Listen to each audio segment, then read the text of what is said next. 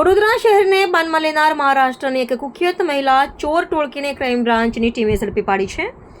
આ મહિલાઓ સવારના સમયે અલગ અલગ ટોળકીમાં વહેંચાઈને શહેરના જે મકાનો ખુલ્લા હોય અથવા તાળા મારેલા ન હોય તેને ટાર્ગેટ કરતી હતી। ક્રાઇમ બ્રાન્ચને મળેલી ચોક્કસ બાતમી મુજબ આ ટોળકીને ગોલ્ડન બ્રિજ નીચે પોતાનો પડાવ નાખ્યો હતો। પોલીસને સાથે રાખી ગોલ્ડન બ્રિજ નીચે તપાસ કરતા અકિલાબેન જય દીપક પવાર અને લીલીબેન છોટુ દીપક પવાર નામની બે મહિલાઓ શંકાસ્પદ હાલતમાં મળી આવી હતી।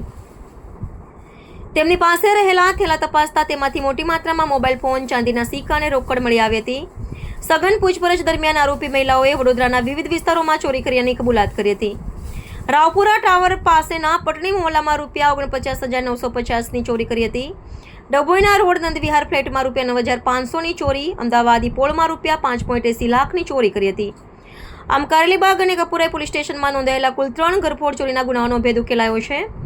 આ મહિલાઓ ચોરી કરવા માટે પોતાની સાથે નાના બાળકોને પણ રાખતી હતી, જેથી કોઈને શંકા ન જાય। ક્રાઇમ બ્રાન્ચની આ કાર્યવાહીથી ચોર ટોળકીના નેટવર્કનો મોટો ફટકો પડ્યો છે। હાલ તમામ મુદ્દામાલ કબજે કરી આરોપીઓને આગળની કાયદેસરની કાર્યવાહી માટે સંબંધિત પોલીસ સ્ટેશનને સોંપવામાં આવ્યા છે।